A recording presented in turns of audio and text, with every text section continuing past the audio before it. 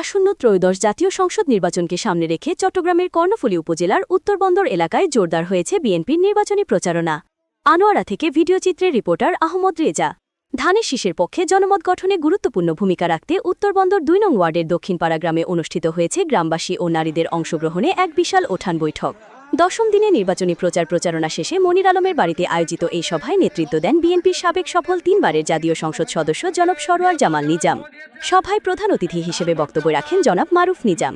তিনি বলেন, প্রত্যেক ঘরত আমরা মা বোন করে আসন, প্রত্যেক বরত গড় ছোট হওয়া কিন্তু বড় আদর হয়।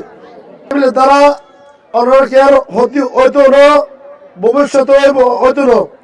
রোজ বৃহস্পতিবার ধানের শিশুর জয়যুক্ত করিনে। ধানের শীষ জনগণের ভোটাধিকার ও গণতন্ত্র পুনরুদ্ধারের প্রতীক। বিশেষ অতিথিদের সারিবদ্ধ উপস্থিতি। আর নেতা সরোয়ার জামাল নিজাম ভাইয়ের জয়যুক্ত করিবেন, ধানের শীষ ভোট দিয়ে জয়যুক্ত করিবেন।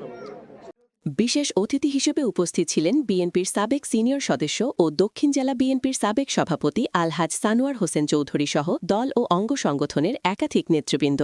উঠান বৈঠকে নারীদের সক্রিয় অংশগ্রহণ ছিল চোখে পড়ার মতো। বক্তারা বলেন, নারীদের অংশগ্রহণ ছাড়া টেকসই গণতন্ত্র প্রতিষ্ঠা সম্ভব নয়। তৃণমূল নেতাকর্মীদের আলোচনা, হাততালি। বক্তারা আগামী নির্বাচনে ধানের শীষে ভোট দিয়ে জনগণের সরকার প্রতিষ্ঠার আহ্বান জানান এবং এই ধরনের উঠান বৈঠককে ভোটারদের সঙ্গে সরাসরি যোগাযোগের সবচেয়ে কার্যকর মাধ্যম হিসেবে উল্লেখ করেন।